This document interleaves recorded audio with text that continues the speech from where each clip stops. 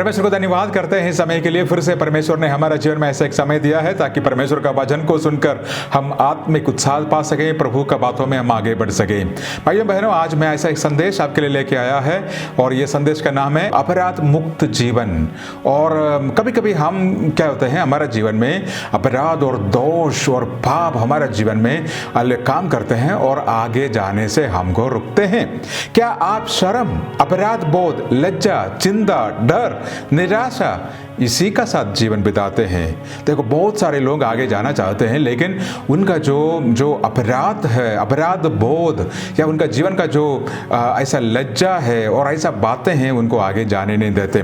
और परमेश्वर चाहता है कि हम बहुत अच्छा एक आत्मिक जीवन बिताएं और वो आत्मिक जीवन खुशी का, आनंद का, संतोष का, तमाम आशीषों का एक आत्मिक जीवन और परमेश्वर चाहते हैं। लेकिन कभी कभी हम इस आत्मिक जीवन को नहीं बिता पाते हैं।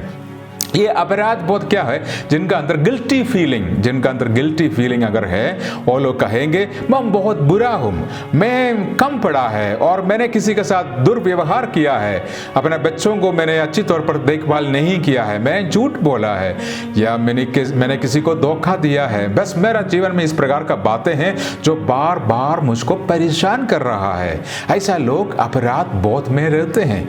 और दूसरा, जो लोग जो शेम में, जो लज्जा में रहते हैं, वो लोग कहते हैं मैं बहुत बुरा हूँ, मैं बहुत विफल हूँ, मैं बहुत कोशिश किया लेकिन हर चीज़ों में मैं हार जाता हूँ, मैं बेकार हूँ, मुझको कुछ अच्छा एजुकेशन नहीं है, मेरा गोत्र ये सारे बहुत गरीब है और मुझसे अंधेरे कमरा में बैठना अच्छा लगता है, लोगों के सामने मैं खड़ा नहीं हो पाता, मैं अच्छा काम नहीं कर पाते।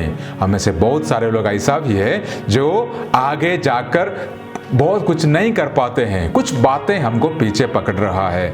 शायद कुछ 10 साल पहले, 5 साल पहले या 20 साल पहले या 6 महीने पहले कुछ हमारा जीवन में हुआ, वही जो बात है बार बार हमको परेशान कर रहा है। शायद किसी ने कुछ बोला है, शायद हमने किसी को कुछ बोला है, शायद कुछ चोट हमारा दिल में पहुंच गया है, इसलिए हमारा जीवन बहुत दुखित पूर्ण रीति पर जा रहा है। भाइयों बहनों, ये हमारा शरीर को असर पड़ेगा, हमारा मन को असर पड़ेगा और आपका आत्मिक जीवन को आगे जाने से रुकेंगे भी है। आज आपको ये देखना पड़ेगा ये जो मैं नीचे में बोलूँगा ये चीज़ें आपका जीवन में है या नहीं। और बार बार गुस्सा होना, सब पर गुस्सा होना, छोटी बातें हो सकते हैं लेकिन पता नहीं कैसे मैंने इसके साथ गुस्सा में बात किया है और वो व्यक्ति बिल्कुल ठीक था, कुछ नहीं बोल रहा था, लेकिन और कोई कारण था, मेरा मन में वही जो विचार चल रहा था, मैं इन्हीं के साथ जो ये निर्दोष, इसी के साथ मैंने गुस्सा लगाया। बार बार गुस्सा करना और ये जो बात, जो अपराध बोध, जो गिल्टी फीलिंग जिनका अंदर है, वो लोगों का जो सिम्टम्स यही है। और अपने आप को योग्य नहीं समझना, हर चीज़ों में आप बोलेंगे नहीं मैं नहीं कर सकता, ये मेरे से नहीं होगा, ये नहीं मेरे से नहीं होगा, कोई भी काम आपको दो आप नहीं कर पाएगा। आप जो कुछ भी करते हैं उसमें असफल है। आपने वो बिजनेस शुरू किया लेकिन वो हार गया, आपने वहां सेवकाई शुरू किया वो भी हार गया और वहां आगे किया वो भी हार गया। हर जगह में आप अपना मन नहीं लगा पा रहा है क्योंकि कोई बातें आपको परेशान कर रहा है। आप आगे जाना चाहते हैं, कुछ करना चाहते हैं, लेकिन ये जो आपका जो अंदर का जो लज्जा है, आपका अंदर का जो दोष का जो भावनाएं हैं, जो पाप आपका अंदर है, जो आत्मिक चोट या शारीरिक चोट आपको लगा है, उसका असर आपको नीचे खींच रहा है। आप हमेशा तनाव में रहते हैं, टेंशन में रहते हैं, या डर आपका जीवन में है, या डिप्रेशन है आप, और कुछ बातें अच्छा नहीं सोच पा रहा है, आप नुकसान का बारे में सोच रहा है और उसके बाद आप कोई रिस्क लेने के लिए तैयार नहीं। लेकिन लाइफ देखो ना, लाइफ रिस्क लेकर ही आगे जाएंगे। आप कोई भी अच्छी ऐसा बात है आप बोलेंगे नहीं मैं नहीं कर सकता, और उसके बाद आपको नींद नहीं आ रहा है, सही सलाम अच्छी तौर पर आप सो नहीं पा रहा है, ऐसा चिंताएं आपको परेशान कर रहा है और रात को दुष्ट स्वप्न देखकर आप डर रहा है और बार बार सिरदर्द होना, बार बार शरीर को कमजोरपन समझते हुए आपको सिरदर्द होकर आपको वो परेशान कर रहा है। आपको भूख नहीं लगती, खाने के समय आप खाना नहीं खा पा रहा है। उसके बाद बिना सोचे समझे जल्दी आप निर्णय लेते हैं और उसका फल बहुत बड़ा बुरी हार है। और बिना सोच जल्द जल्दी आप निर्णय लेते हैं और आत्मिक गतिविधियों में आपको इतना रुचि है नहीं है। आप आत्मिक तौर पर प्रार्थना में जाना, परमेश्वर के दासों को मिलना, बैठना, इस बातों में आपको इतना इंटरेस्ट है नहीं है। और उसके बाद हमेशा आपका चेहरा में उदासी है। हमेशा जो कोई भी आपको देख कर पूछते हैं क्या हुआ आपको, क्यों ऐसा बैठ रहे हो, क्योंकि कुछ बातें आपको परेशान कर रहा है। अगर इसी प्रकार का बात आपको परेशान कर रहा है भाइयों बहनों, ये जो समय है, ये समय आपको ये देखना है कि वो कैसे परमेश्वर आपको बदल सकते हैं, कैसे आपको एक आज़ादी, छुटकारा आपका जीवन में आना है। अगर आप इसी तरह का लक्षण आपका जीवन में है, समझ लो आपका अंदर ऐसा कोई बात है, ऐसा कोई दोष, ऐसा कोई अपराध बोध, ऐसा कोई बात है जो आपको परेशान कर रहा है। इसलिए आपको इससे एक छुटकारा चाहिए, मन में, आत्मा में प्राप्त करना, ताकि आप आज़ादी का साथ रह सकें, आज़ादी का एक जीवन बिता सके। आज मैं ऐसा एक वचन आपका सामने लेके आया है। परमेश्वर आपको बदलना चाहते हैं। परमेश्वर फिर से आपको नया खुशी से, आनंद से भरना चाहते हैं। परमेश्वर का वचन में लिखा है रोमियो में, जो मसीह में है वो एक नया सृष्टि है। हम नया बन गया है। आशीष का, खुशी का, शांति का, छुटकारा का जीवन बिताने के लिए परमेश्वर ने हमको बुलाया है। भाइयों बहनों, आज बहुत सारे लोगों के बारे में हम देख सकते हैं। बहुत सारे लोग जो सेवकाई करते हैं या मसीह जीवित में हैं, या कुछ पारिवारिक जीवन में हैं, कुछ व्यापार करते हैं, ऐसा लोगों का, बहुत सारे लोगों का जीवन में इसी प्रकार का बात है। उनको बार बार परेशान करते हैं, उनको चोट पहुंचाते हैं। हम जरूर इस बातों से छुटकारा जल्दी पाना है, नहीं तो आगे जाकर ये हमारा जीवन को नुकसान कर लेंगे। आगे जाकर बहुत और परेशानियों में फंसने वाला है। हालेलुया। जब तक आपका जो मन है आपको साथ नहीं देते, आपका जो आत्मा है आपका साथ नहीं देते, आप आगे जा नहीं सकता। ये जो जैसे एक बोरी है, पूरा जैसे कुछ चीज़ों से भरा हुआ है। अगर कोई एक बोरी आपका पीछे बांध कर रखे, आप कैसे आगे चलेंगे? शायद आप चलेंगे, थोड़ा धीरे धीरे से चल सकते हैं, लेकिन आप दौड़ नहीं सकता, आप आगे आगे जल्द जा नहीं सकता, क्योंकि ये जो पाप का बोरी है, ये दोष का जो बोरी है आपका पीछे लगा हुआ है। इसलिए बहुत सारे लोग आगे जा नहीं पाते हैं और निराशा में और अलग अलग परेशानियों में अपना जीवन बिताते हैं। बाइबल में ऐसा कुछ लोग हैं जो प्रभु से आज़ाद पाया, कुछ लोग आज़ाद नहीं पाया है। ऐसा एक है यूदा, यहूदी इस्करियोता, जो प्रभु यीशु मसीह का चेला था। 12 चेलों में से एक यहूदी इस्करियोता जो यीशु मसीह को पकड़वाया था। और रोमियों ने, यहूदियों ने, महायाजकों ने, पुरानियों ने और कोशिश किया, इनको इस्तेमाल किया है यहूदा इस्करियोता को प्रभु यीशु मसीह को इनकार करें, प्रभु यीशु मसीह को पकड़वाएं। इनको क्या मिला है? 30 चांदी का सिक्का मिला है। ये लिखा हुआ है मत्ती 27 अध्याय, मत्ती 27 अध्याय, उसका 3 और 4, 5 आयत जब हम देखेंगे, उसमें ऐसा लिखा हुआ है, जब उसको पकड़वाने वाले यहूदा ने देखा कि वह दोषी ठहराया गया है, तो वह पछताया और 30 चांदी का सिक्के महायाजकों और पुरनियों के पास फेर लाया और कहा, मैंने निर्दोषी का घात के लिए पकड़वा कर पाप किया है। और उस महायाजकों ने क्या किया? हमें क्या, तू ही जान। और तब उन सिक्कों को मंदिर में फेंक कर यहूदा इस्करियोती चला गया और जाकर अपने आप को फांसी दी। यहाँ देखो ना, ये जो अंदर का जो दोष है, अंदर दोष लगाने वाला, अपराध देने वाला जो आत्मा है, यहूदी इस्करियोतों को बाद में और बहुत परेशान की। उन्होंने बोला कि मैंने निर्दोषी पवित्र परमेश्वर को पकड़ाया है और मैंने पाप किया है। और उन्होंने क्या किया है? और वो जो सिक्के, उनको 30 सिक्के मिला था और मंदिर में फेंक कर वो गया और उसको सामने उन्होंने एक बहुत गलत निर्णय लिया। उन्होंने क्या किया है? जाकर फांसी लगाया और अपने आप को खत्म कर दिया है, क्योंकि उनका अंदर वो जो दोष का जो बोझ, उसका दोष का जो बोरी, उसको जो बोझ इतना बड़ा था, वो सह नहीं पा रहा था। उनका जो दुख, जो अपमान, जो अपकर्षता बोध बहुत ज्यादा था। इसलिए 1 मिनट में जाकर अपना जो जीवन को खत्म कर दिया। आज हमारा समाज में देखो, आज हमारा नया जवान बच्चों को देखो, और क्या हो रहा है? छोटी छोटी बातों में जाकर, और अब वो सह नहीं पा रहा, उनको पता नहीं है कि क्या करूं क्या नहीं करूं। उनको समझ में नहीं आ रहा कि ये जो उनका अंदर जो दोष लगाया है, ये अपकर्षता बोध है, ये जो बात उनको परेशान कर रहा है, उसमें आजादी हो सकते हैं, उसका हल है। वो हल प्रभु यीशु मसीह ही दे सकते हैं। लेकिन क्या करते हैं लोग, इसका बारे में सोचते नहीं, तुरंत जाकर अपना जीवन को खत्म करते हैं। बहुत सारे लोग हर दिन कुछ ना कुछ इसी प्रकार का बातें आते हैं, क्योंकि यहूदा इस्करियोती का जैसे वो दोष उनको परेशान कर रहा था। भाइयों बहनों, आज वचन सुनने वाला मेरा भाइयों बहनों, ये भविष्यवाणी का एक संदेश है, आपको छुड़ाने का एक संदेश है। आज आपको छुटकारा चाहिए, आज आपको चंगाई चाहिए। ये दोष का साथ, ये अपकर्षता बोध का साथ, ये अपराध बोध का साथ आप कितना जिएंगे? ये सब कुछ छोड़ना पड़ेगा। ये जो बोझ को, ये बोरी को आपको छोड़ना पड़ेगा। आपको आज़ादी का साथ जाना पड़ेगा, प्रभु का साथ। शैतान बहुत चालाकी है, वो आपको जीवन को इस्तेमाल कर रहा है, बार बार वही बात को आपका जीवन में ले आ रहा है, आपको परेशान कर रहा है, क्योंकि शैतान जानते हैं इसी बातों में आपको पकड़ सकते हैं। आज प्रभु यीशु मसीह आपको छुटकारा देना चाहते हैं, क्योंकि प्रभु यीशु मसीह का जो जीवन है आनंद का है, खुशी का है, वो छुटकारा का है, वो परिपूर्ण जीवन है। हालेलुया, वो छुटकारा का जीवन है मेरा भाइयों बहनों। प्रभु यीशु मसीह हमको एक नया जीवन देना चाहते हैं। और बाइबल में दूसरा भी एक एग्जाम्पल हम देख सकते हैं, आदम और हव्वा का। जब परमेश्वर ने आदम और हव्वा को बनाया और बहुत अच्छा बनाया, प्रभु ने अपना स्वरूप में बनाया, और जब प्रभु ने उनको बनाया वो अच्छे थे, पाप नहीं था, कोई दर्द नहीं था, कोई दुख नहीं था, कोई पीड़ा नहीं था, कोई शर्म नहीं था, और परमेश्वर के साथ वो संगति करते थे। देखो ना, यही परमेश्वर चाहते हैं, हमारा जीवन हर समय सुख में, खुशी में, हम परमेश्वर का साथ बैठते हुए, परमेश्वर का साथ बातचीत करते हुए प्रभु का सारे आशीषें पाने के लिए परमेश्वर चाहते हैं। लेकिन बाद में क्या हुआ, शाम पाकर आदम और हव्वा को उस पाप में फंसा दिया।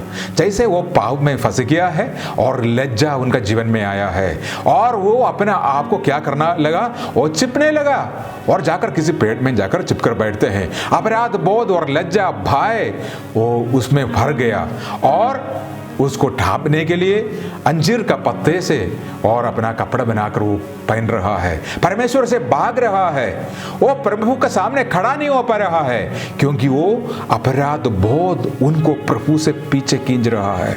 अब वो प्रभु का सामने आना नहीं चाहता, क्योंकि आज वो प्रार्थना में इसलिए नहीं आ रहा है, आज वो परमेश्वर का दास से नहीं मिल रहा है, क्योंकि वो दोष का भावनाएं, जो अपराध का जो मन है, उनको पीछे खींच रहा है। क्या आप भी ऐसा है, आदम और हव्वा का जैसे आप छिप रहा है, प्रभु से आप भाग रहा है? कहाँ तक भागेगा, कब तक भागेगा? प्रभु आपको बुला रहा है। प्रभु ने क्या किया, आदम और हव्वा को क्षमा किया और उनको आगे हालेलुया आशीषें दिया है। जरूर उनका पाप का मजदूरी उनको मिला है, आत्मिक मृत्यु वो तो उनको मिला है, लेकिन उनको क्षमा तो किया है। ये बहुत बड़ी बातें हैं कि आदम और हव्वा को परमेश्वर ने क्षमा किया है। उसके बाद हम दाऊद को देख सकते हैं, बहुत बड़ा महान राजा, इस्राएल देश का राजा। दाऊद का जीवन में भी ऐसा पाप हुआ था। दाऊद का जीवन में जब पाप हुआ था, वो कहते हैं भजन संहिता 51 का 2 से लेकर 4 तक हम पढ़ सकते हैं। दाऊद कहते हैं, मैंने अपने अपराधों को जानता हूँ, मैं अपने अपराधों को जानता हूँ, और मेरा पाप निरंतर मेरी दृष्टि में रहते हैं। और वो बोल रहा है कि मैं जानता हूँ मेरा अपराध, मैं जानता हूँ मेरा गलती, मेरा दोष मैं जानता हूँ। वो अपराध मेरा दृष्टि में हर समय रहते हैं, सोने का समय, सपना में, और सोच में, विचार में, काम करने के समय, फैमिली लाइफ में, हर समय ये जो बात इनका सामने है। शायद आपको भी ऐसा शायद परेशान यही बातों से हो रहा है, हर समय यह अपकर्षता बोध आपको परेशान कर रहा है। मेरा दृष्टि का सामने ये बातें हैं। मेरे भाइयों बहनों, आज परमेश्वर आपको छुड़ाना चाहते हैं, परमेश्वर एक नया जीवन देना चाहते हैं। पूरा जो अपकर्षता बोध, जो भावनाएं सब खाली कर लो ना, क्षमा कर लो, जिनसे क्षमा करना क्षमा कर लीजिए। अपना जीवन स्ट्रेस फ्री और तनाव फ्री रहने के लिए कोशिश कर लीजिए। मैंने व्यक्तिगत तौर पर मैंने एक निर्णय लिया है, मेरे बारे में लोग कुछ भी बोल दें, मैं उसको सुनने के लिए तैयार नहीं हूँ। मैं जानता हूँ मेरा परमेश्वर मुझको क्षमा किया है, मुझको उद्धार दिया है, मुझको आशीष दिया है। चाहे मेरे बारे में कुछ भी बोले, कोई फर्क नहीं पड़ेगा। मैं मेरा परमेश्वर को पहला स्थान दिया है, मैं परमेश्वर को सेवा करते रहूँगा। देखो ना, कोई टेंशन में लेने वाला है नहीं है। और लोगों ने मेरे से बारे में ऐसा बोला, और इन्होंने ऐसा बोला, और इन्होंने पास्टर जी के बारे में, कोई बातें यहाँ से सुना, यहाँ से निकाल दिया, उस बात मेरा, क्योंकि ऐसा बातें सुनकर हम कब तक रहेंगे, कब तक जिएंगे। ये सारे बातें छोड़ दीजिए। अगर किसी ने आपको चोट पहुंचाया है, किसी ने आपके खिलाफ कुछ बोला है, क्षमा कर लीजिए, छोड़ दीजिए उस बात को। उसका बारे में सोच सोच कर आपका दिमाग खराब मत कर लीजिए, क्योंकि ये आपको नुकसान पहुंचा रहा है, आपका शरीर में कमजोरियां पहुंचा रहा है, आपका सोच में, आपका आगे का जीवन में, आपका आत्मिक जीवन में ये रुकावट कर रहा है। आज पवित्र आत्मा आपसे यही बात कर रहा है, छोड़ दीजिए, आज़ादी के साथ आत्मिक जीवन बिता दीजिए, क्योंकि परमेश्वर आपसे यही चाहते हैं। आपको पता है, दाऊद कहते हैं, मेरा दृष्टि में ये पाप हर समय रहता है, लेकिन मैंने परमेश्वर से प्रार्थना करते हैं, मैंने केवल परमेश्वर आपसे ही आपका विरोध पाप किया है, और जो तेरी दृष्टि में बुरा है वही किया है, ताकि तू बोलने में धर्मी और न्याय करने में निष्कलंक ठहरे। तू क्षमा करने वाला परमेश्वर, तू फिर से मुझको बनाने वाला परमेश्वर। दाऊद को परमेश्वर ने क्षमा किया है। हालेलुया। भाइयों बहनों, आज का इस प्रचार के द्वारा यही उत्साह आपका पास आ रहा है। और दूसरा एक देख सकते हैं, यशायाह नबी, बाबुल देश में जब इस्राएली लोग गुलामी में रहते थे, यशायाह और जरमाया ये दोनों भविष्यवक्ताएं थे, और यशायाह बहुत बड़ा जाने माने भविष्यवक्ता था। 1 से लेकर 5 अध्याय तक वो भविष्यवाणी कर रहा है, लेकिन 6 अध्याय का शुरुआत में वो आराधना में बैठ रहा है। परमेश्वर का सिंहासन को देखते हुए वो कहा, हाय हाय मुझ पर, मैं नाश हुआ है, क्योंकि मैं अशुद्ध होंठ वाला मनुष्य है, और अशुद्ध होने वाला मनुष्यों का बीच में रहता हूं, क्योंकि मैंने सेनाओं का यहोवा महाराजाधिराजा को अपनी आंखों से देखा है।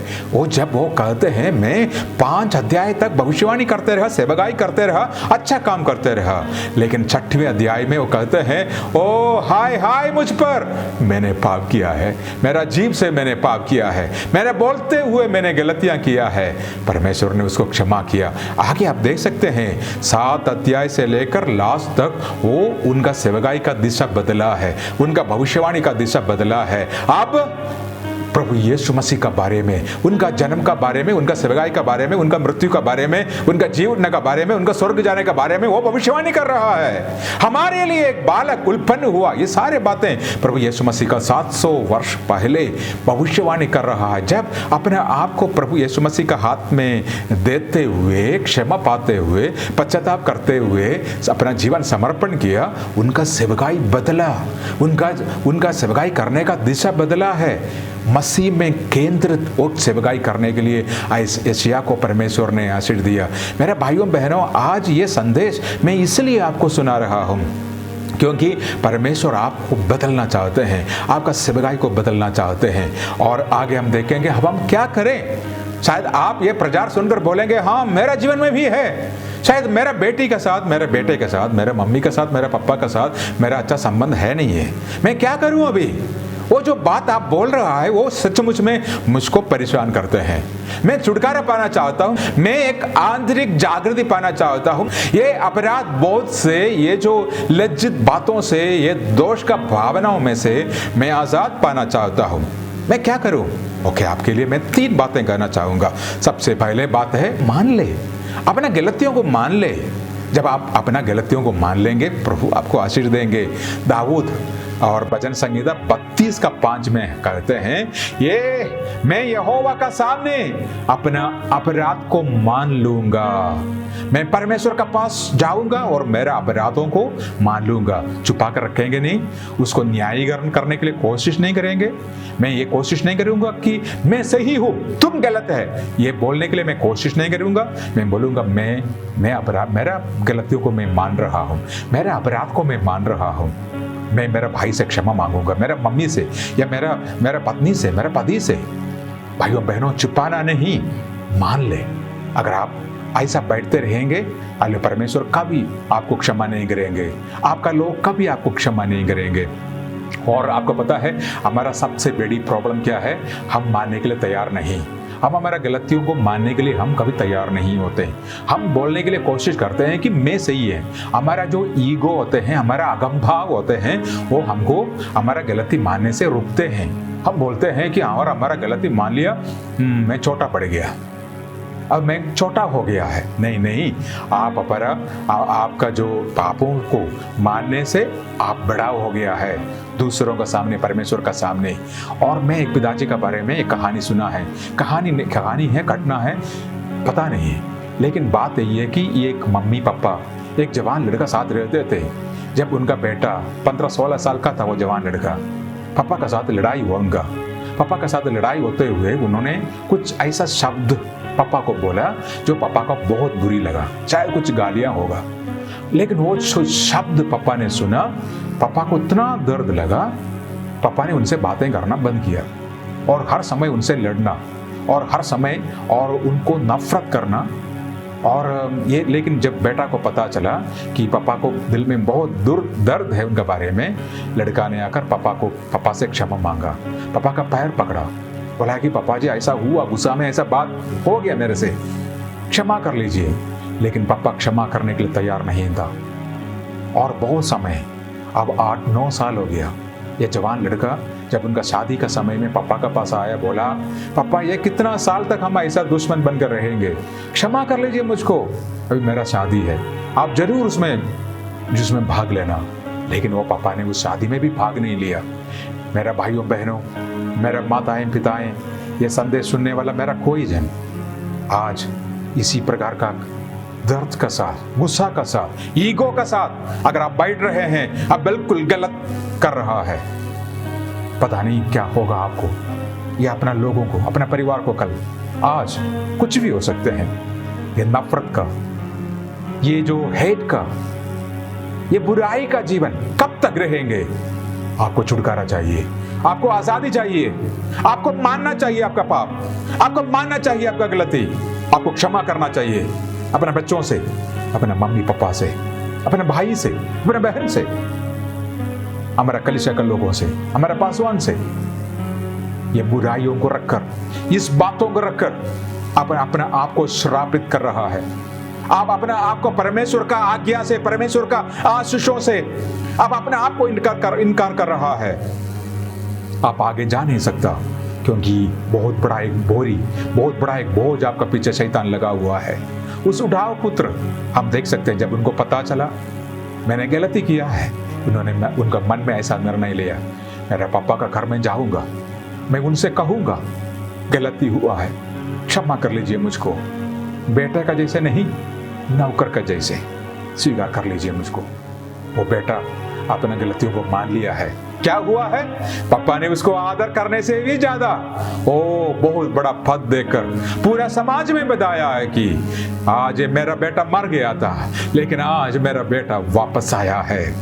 आज आप में से कोई धीरज साहसी लोग है, आज आप में से कोई ऐसा बहन है, ऐसा कोई भाई है, ऐसा कोई जवान बेटा है, बेटी है, बुजुर्ग माता पिता है जो धीरज का साथ कह सके मैं मान लूंगा।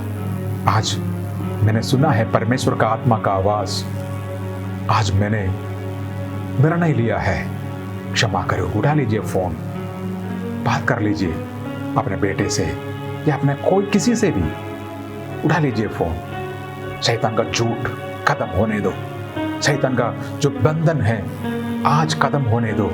आज एक आजादी का दिन हो, आज एक छुटकारा का दिन हो। किसी का प्रति दोष आपका दिन में नहीं होना चाहिए, किसी के प्रति अपराध भावनाएं, अपराध मन आपका मन में होना चाहिए। आजाद पा लीजिए, आजाद हो जाइए। प्रभु आपको बुला रहा है, सबसे पहले मान लीजिए। दूसरा है अपने पापों से पश्चाताप कर लीजिए।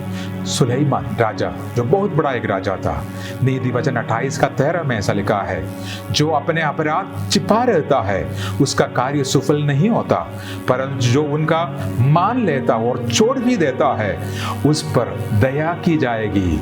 और यहाँ लिखा हुआ जो अपने अपराधों को छिपाते हैं उसको कोई क्षमा नहीं करेंगे। जो अपराधों को छुपाते हैं वो और पश्चाताप नहीं करते हैं, आप और नुकसान में और परेशानी में फंसते जाएंगे। आज परमेश्वर आपको आजाद करना चाहते हैं, छुटकारा देना चाहते हैं, छुपाना नहीं। आगे आइए। और पहला यूहन्ना 1:9 में लिखा हुआ है, यदि हम अपने पापों को मान लें तो वह हमारे पापों को क्षमा करने और हमें सब अधर्म से शुद्ध करने में विश्वास योग्य और धर्मी परमेश्वर है।